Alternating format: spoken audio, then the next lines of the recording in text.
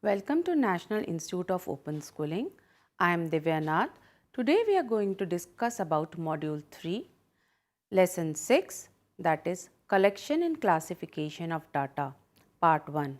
In this module, we are going to discuss about or distinguish between primary and secondary data. Once we know about primary and secondary data, then we are going to list out the methods by which we can collect primary data. Thereafter, we are going to discuss about the sources of secondary data. Once we know about the sources of secondary data, we are going to discuss about concept of classification of data, and in the last we are going to discuss about concept of an array and frequency array. So class, let's start the class. So very first, what do you mean by the term data?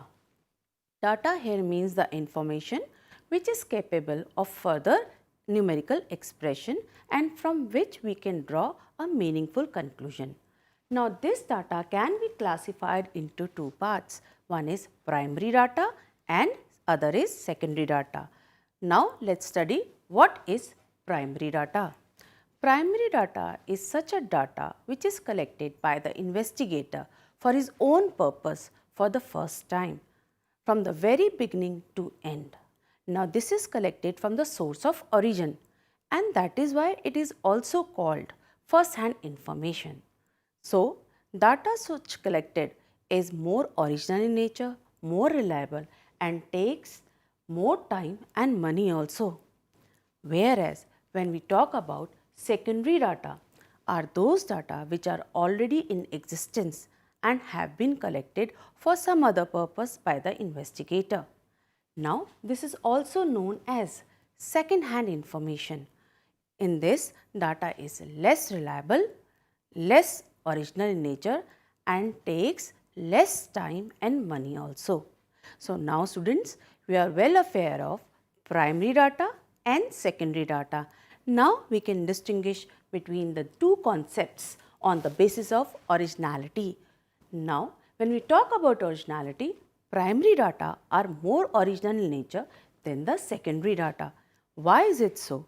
Because primary data are being collected by the investigator for the first time from the source of origin, whereas in case of secondary data, data already is in existence and it is being collected by some other person.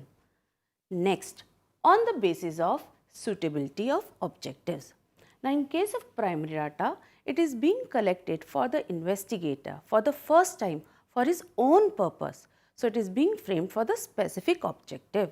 Whereas in case of secondary data, some other objective or others information given by the investigator is being used for his purpose. Now we are going to use it, so it is less objectivity is there for the investigator this time.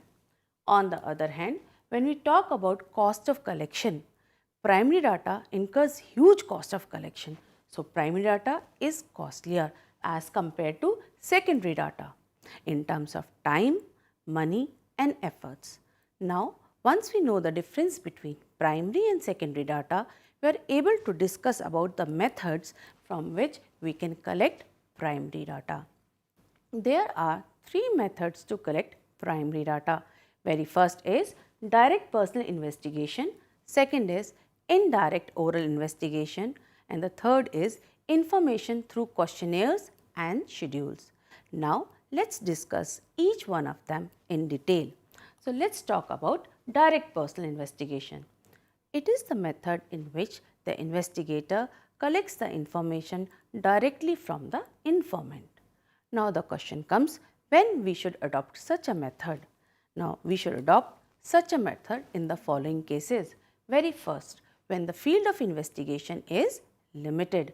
Second, a greater degree of originality, accuracy and reliability is required.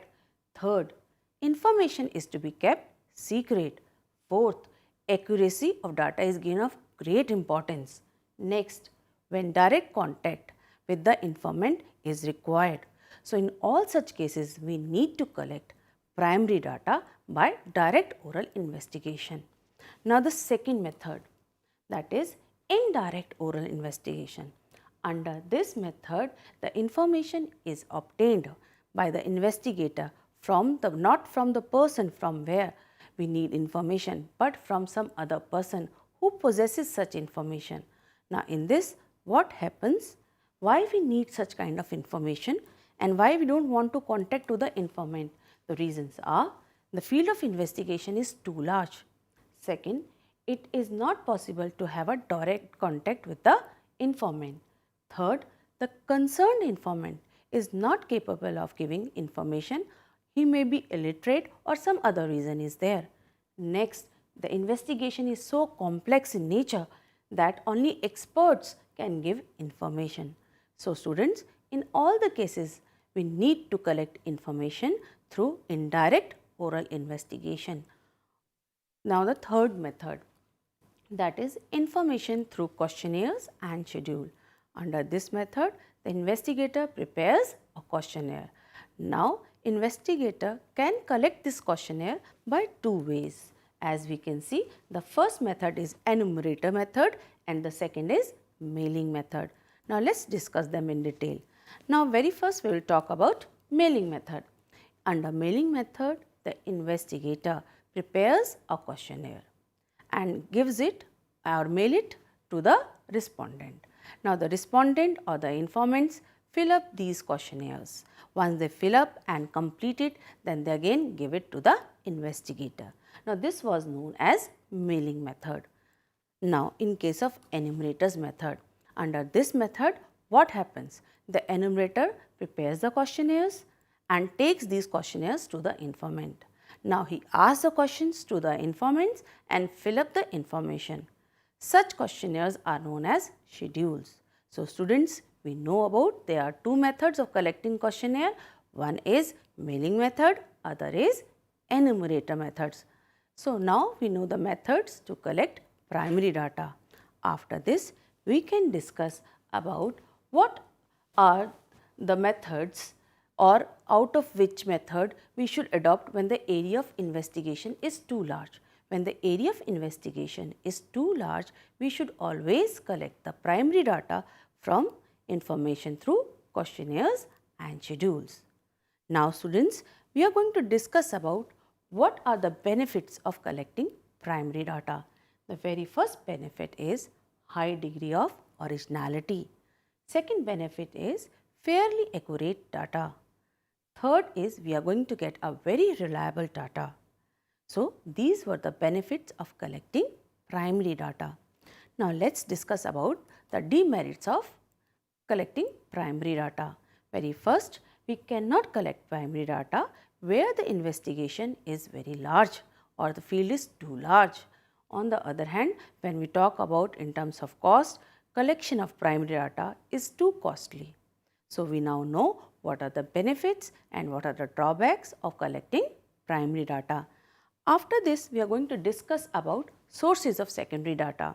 There are two sources of secondary data. First, published sources. Second, unpublished sources. Now, let us discuss them in detail. So, let us first discuss about published data. There are certain agencies which collect the data and present it in the form of journals or reports. Such are known as published sources of data. Now, students, let us discuss the examples of the sources of published data. Very first is Central Statistical Organization. It publishes data on national income, saving, capital formation in a publication called National Account Statistics. The second example is National Sample Survey Organization. This organization, which is under the Ministry of Finance, provides data on all aspects of national economy such as agriculture, industry, employment. Now, when we talk about the third is Reserve Bank of India. Now, Reserve Bank of India also publishes data and it publishes data in financial statistical tables relating to the banks of India. Next is when we talk about Labour Bureau. Now, it also publishes data under publication called Indian Labour Statistics, Indian Labour Yearbook and Indian Labour Journal. Now, the next example is Population Census. It is undertaken by the Office of the Registrar General, Census of India, Ministry of Home Affairs. It provides us statistics on population, employment, income and literacy rate. Next is the example of papers and magazines. We all know there are so many data published in different magazines and journals. So, once we know about the sources of published data, then we are going to discuss about unpublished data. Now, the question is, what is unpublished sources? There are certain statistical data which are never being published by the government offices or by the private offices, or there are so many research done by the researchers which are never published. So, we can also collect data from these sources also, and this is categorized as unpublished sources.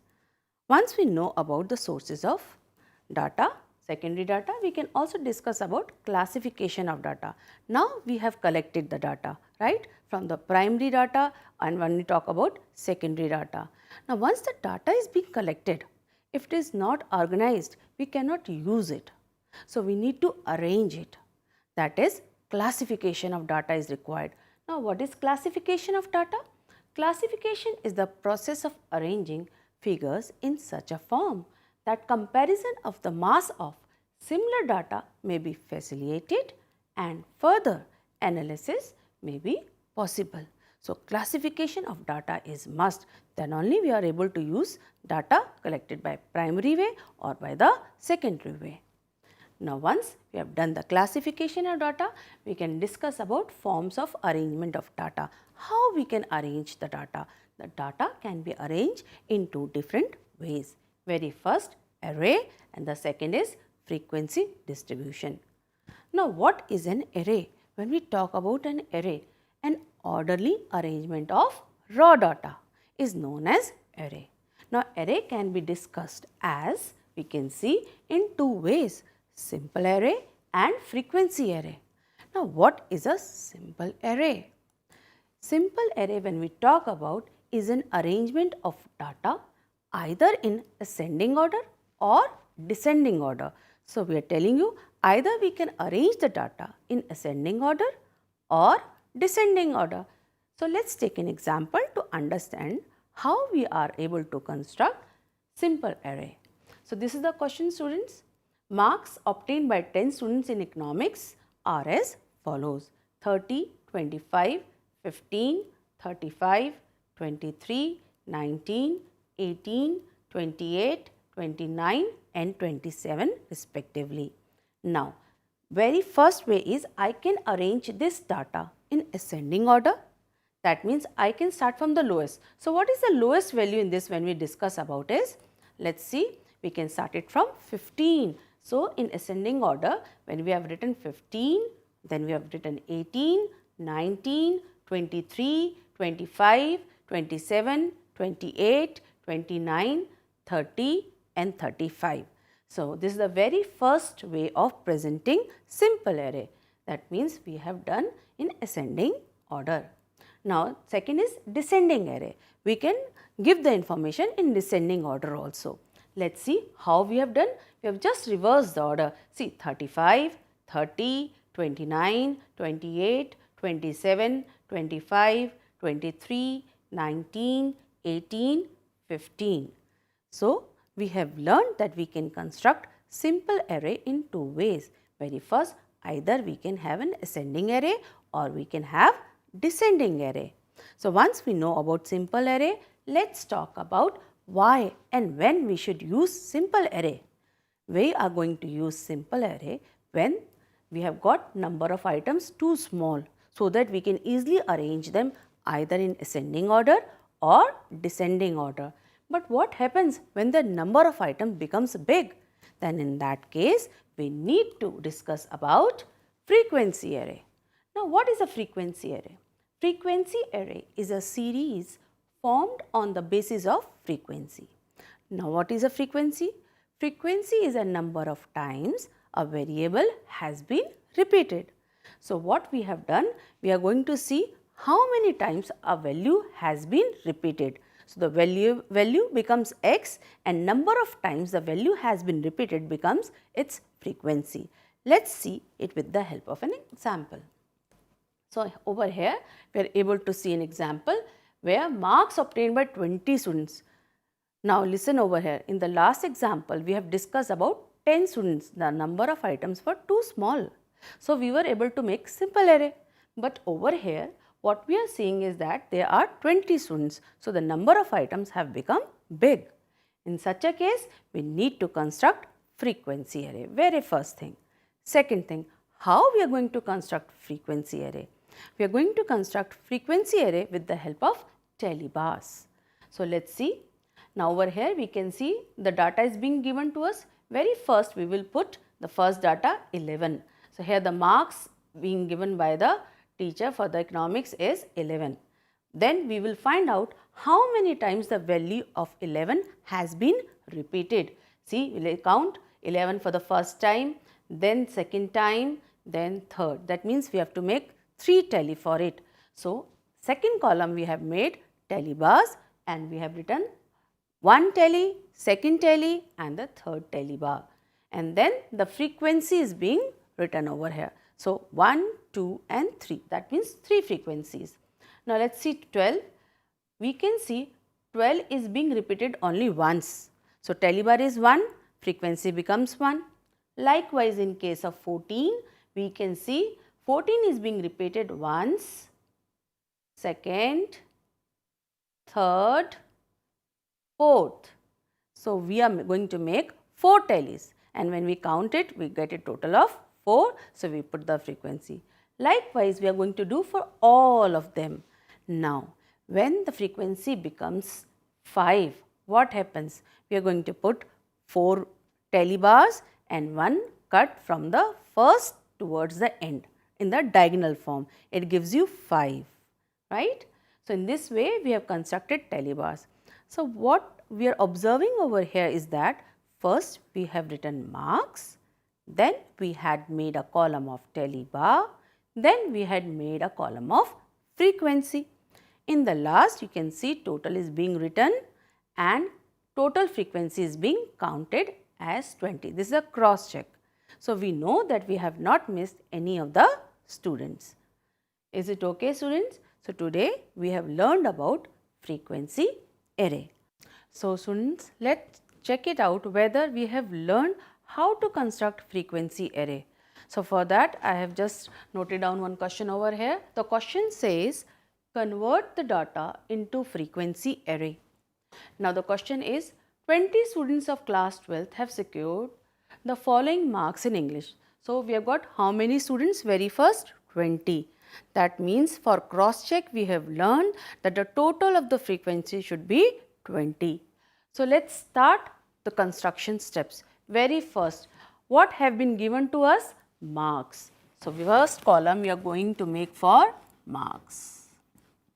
Next, when we talk about frequency array, then we need to make a tally bar. So the next column would be for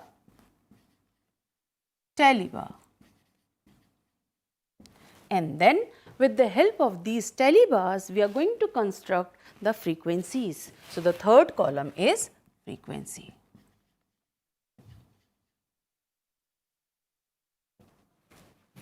And here we can write total also.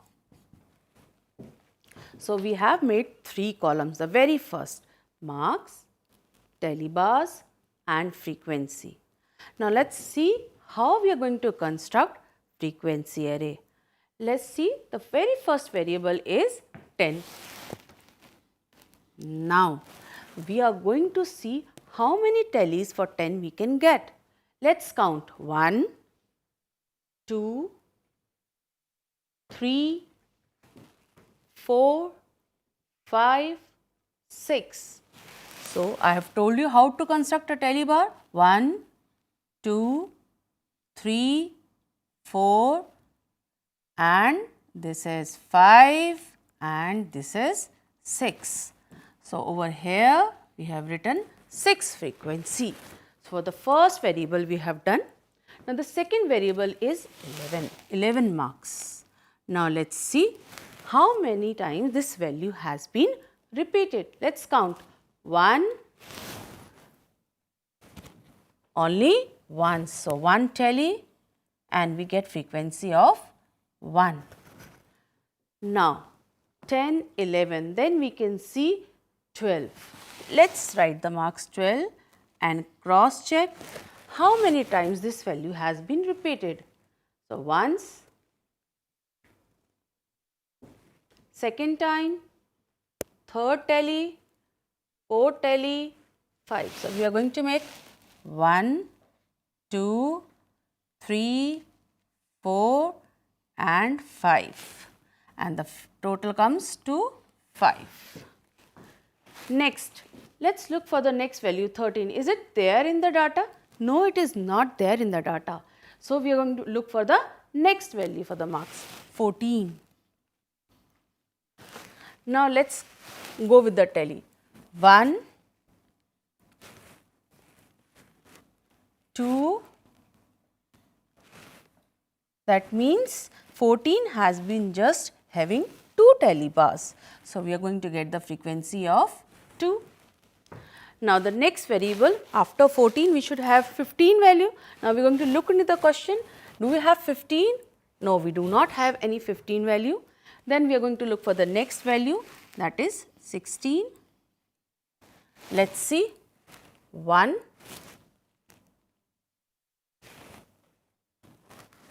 only 1. So, we have got a frequency of 1. Then we can look for the next value, that is 17. Let us see 1, 2. So, we have got 2 tally. So, we are going to write frequency over here 2. After 17 we have got 18. Now, let us see how many tally bars do we get for this. 1,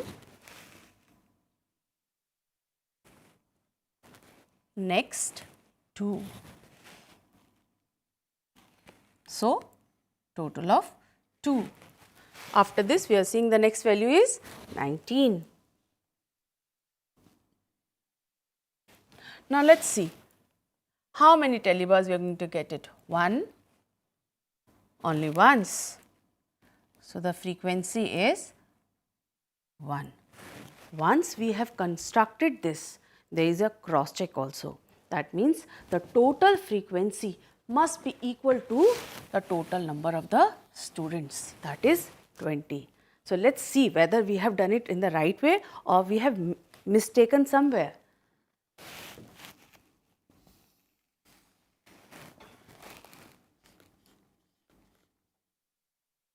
Let us total it out. 6, 7, 7 plus 5, 12, 14, 15, 16, 17, 18, 19 and 20. That means we have not missed any variable, any value over here.